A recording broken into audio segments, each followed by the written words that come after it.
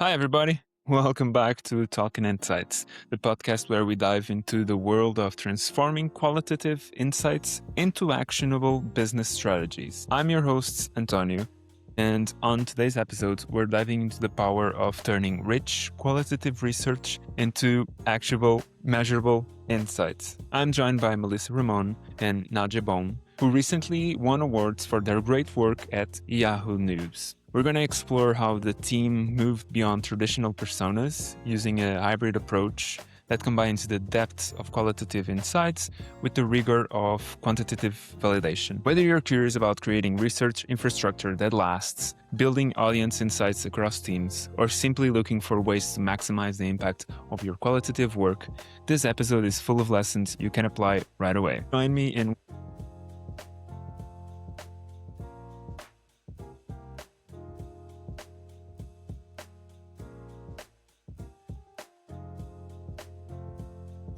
Well, Melissa, Nadia, thank you so much for being here.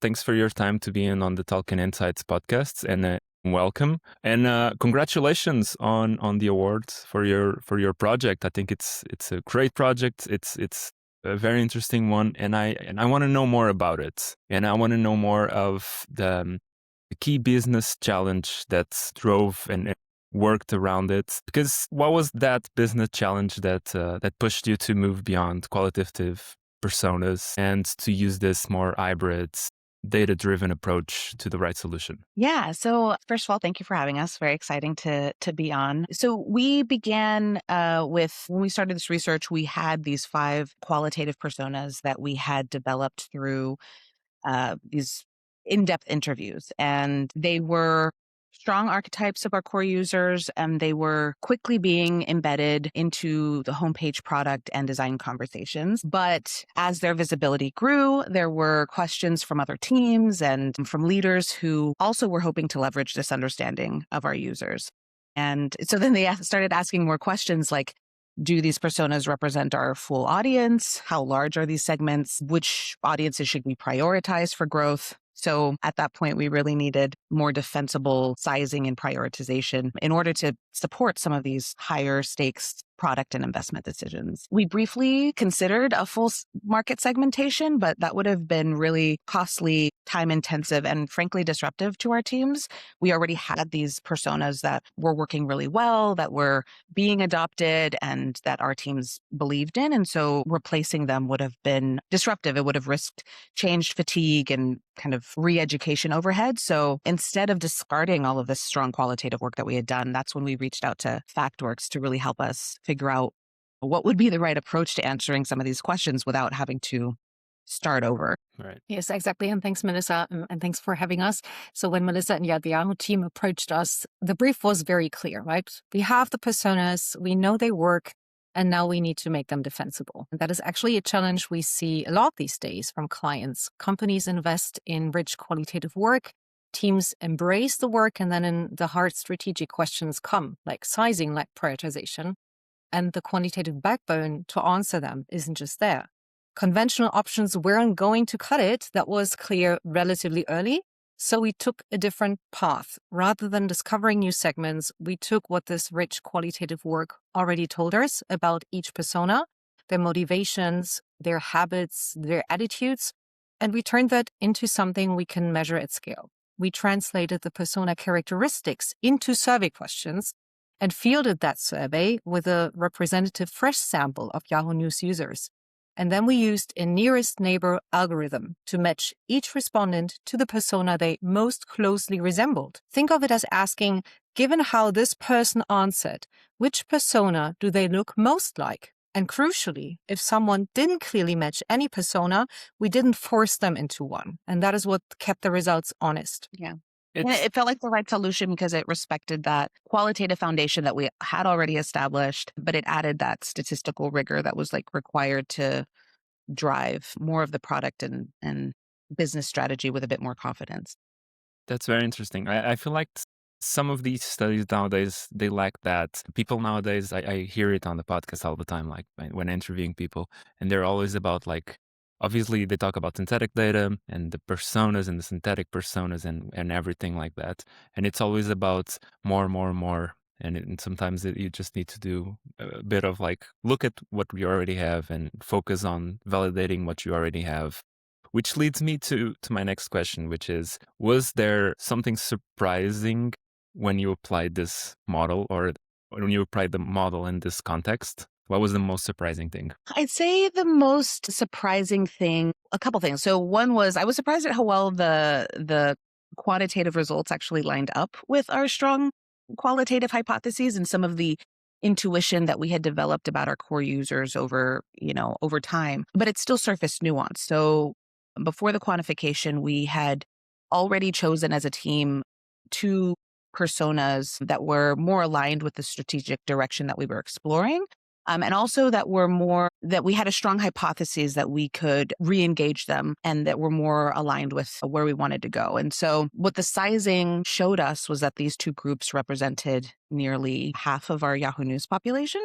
So that validation gave us more clarity and more conviction that we were on the right track and that we could continue to pursue those audiences. But at the same time, the model did surface more of these mixed forms and outliers, which was a reminder to us that human behavior doesn't always fit so neatly into these specific little boxes. But it also showed that while these, what we were calling mixed form users, weren't going to be our primary focus, that the strategies that we were designing for our target personas could create a halo effect to these users that were kind of living at the periphery of these audiences. And so in effect, the opportunity size was likely broader than what it appeared at first glance.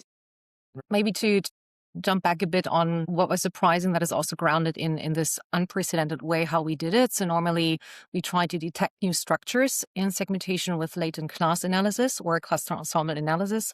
And I just already alluded on how this approach was a bit different here. So we didn't want to detect something new yet. We had this well-defined persona. So we used a k-nearest neighbor algorithm approach that is suited for exactly that, for not overriding, but really for this predefined reference points.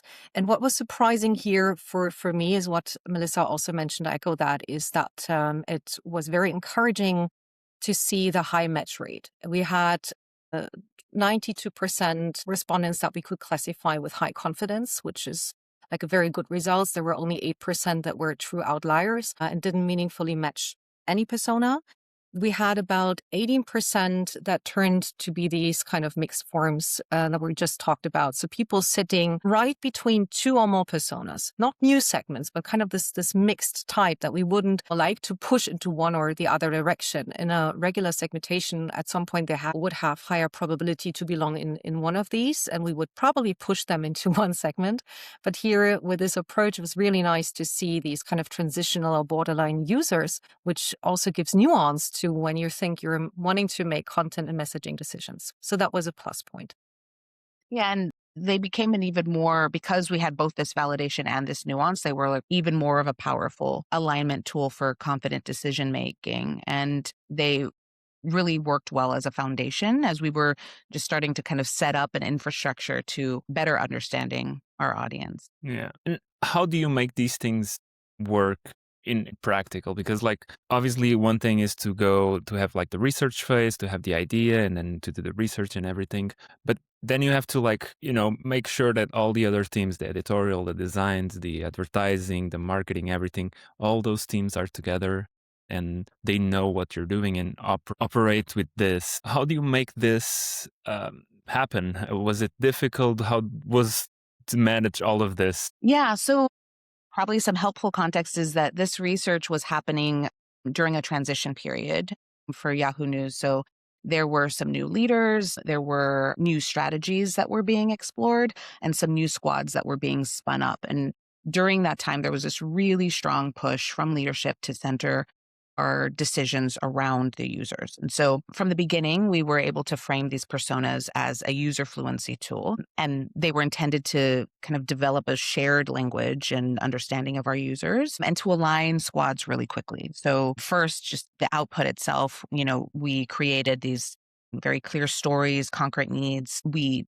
added in, real user quotes to help them feel more real and come alive. And then we also had these explicit how might we opportunities. So the original output was really easy for teams to kind of pick up and start using. But I think the things that made them really impactful, really kind of stick, one was that we embedded these personas into some of our rituals. So we integrated the personas into roadmap planning, into design sprints, even strategy reviews. Every product requirement document that the homepage team created had a clear articulation of the audience and the needs that the feature was designed to serve. And also the homepage redesigned explicitly prioritized these personas as we were iteratively testing and refining solutions. The other thing that I think worked really well was that from the beginning, as we were designing this study, we designed it to be reusable. So the FactWorks team developed a typing tool that allowed us to recruit users that fit into these personas and to classify survey responses at scale so that we could invite users to our studies to test how well our designs were meeting their needs. And then we could continue to do additional research that would help us build on our understanding of these users. Yeah. Yeah. And maybe just to briefly add, typing tool, if that might not be so common. So it's essentially a short form classification instrument that it was derived from this quantitative model. And we identified the questions with the highest discriminating power. So the ones that most effectively separated one persona from another and distilled them into a complex set of items that could then be appended to any future survey or screener.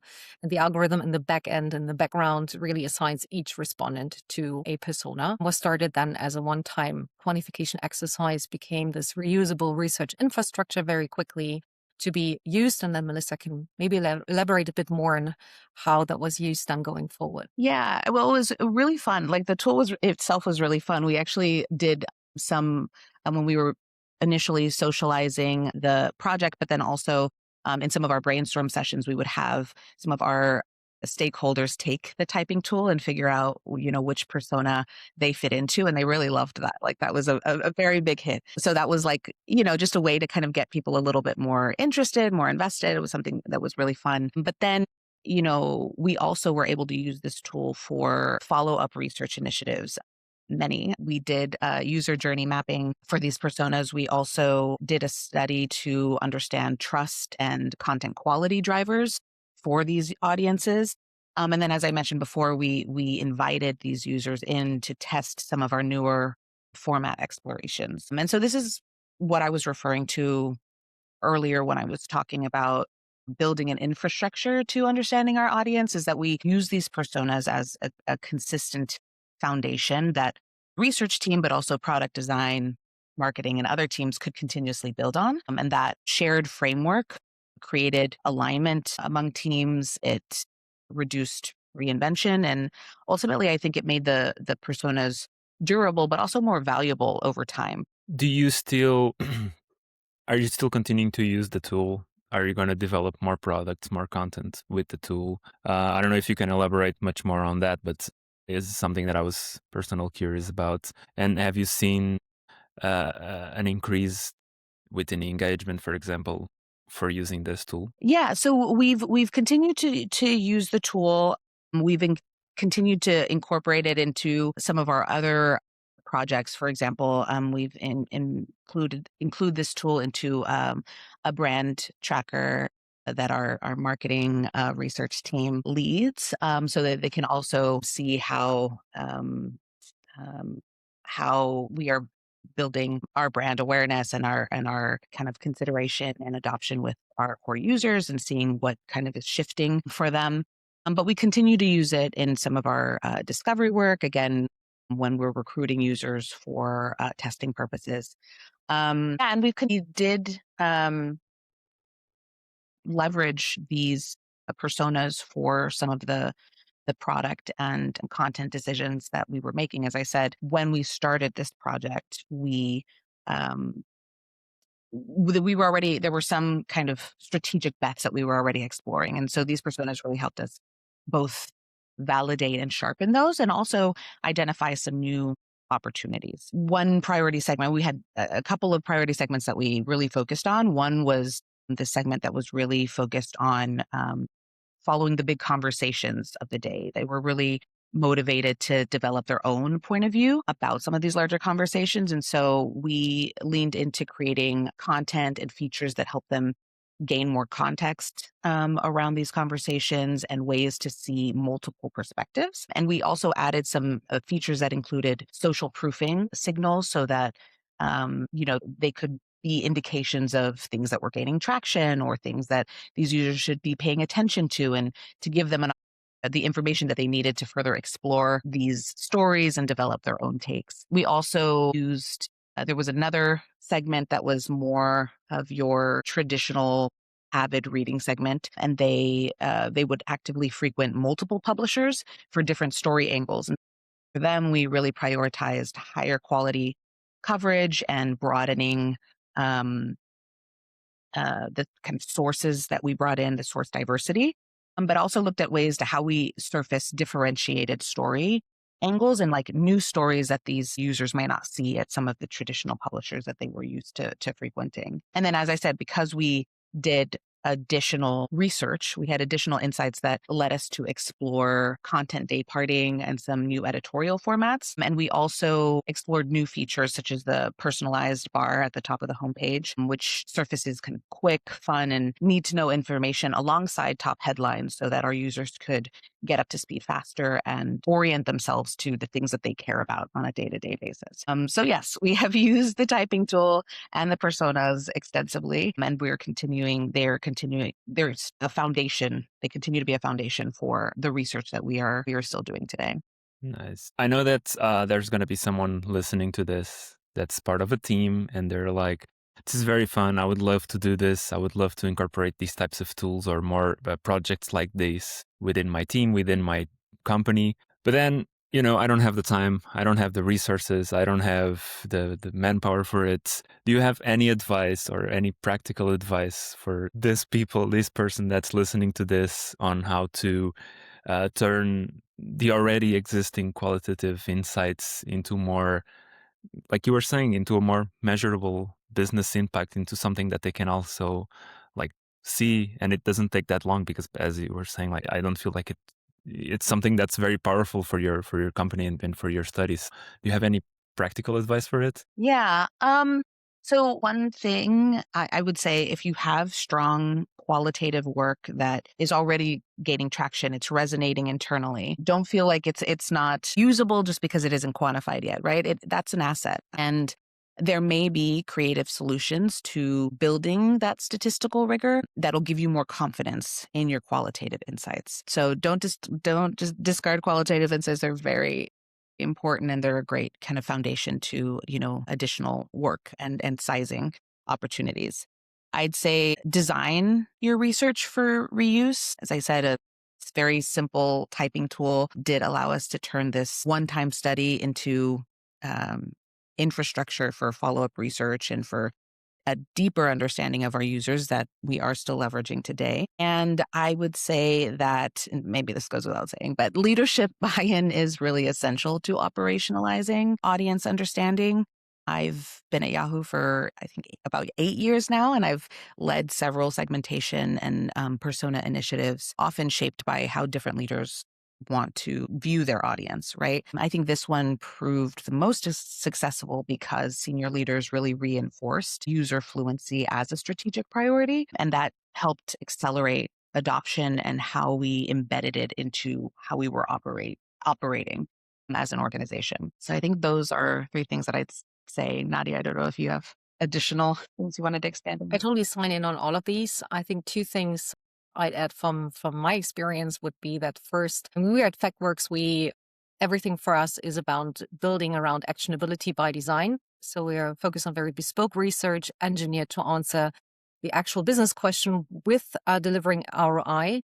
And when Melissa's team came to us, the teams had already adopted them, and it was clear that this qualitative research was rich, right? There can be different levels, but it was very clear looking at that there have been meaningful differentiations that felt actionable to the team. And that is, I think, very important. That is the one where it was not about, starting over, but really making this stronger.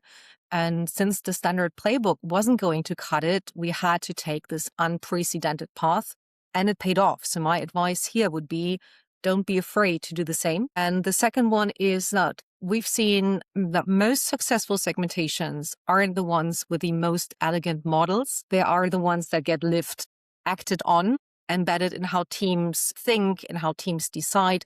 And that only happens when you have someone on the client side who truly champions the work, but also pushes for the adoption like Melissa did here.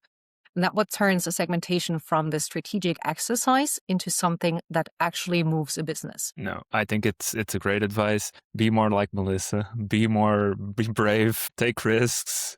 I think it's great. I'm left with to thank you, Melissa and Nadja, for your time. Thanks for being here. Congrats again on the project. Congrats again on the awards. And thank you so much. And that's all for today, folks.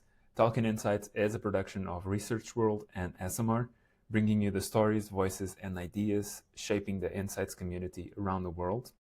If you'd like to be featured in a future episode, share your story, or learn more about sponsoring opportunities, send us an email at podcast@smr.org. And don't forget to like, follow, and subscribe wherever you listen to your podcasts. And join us next week for another great conversation. See ya.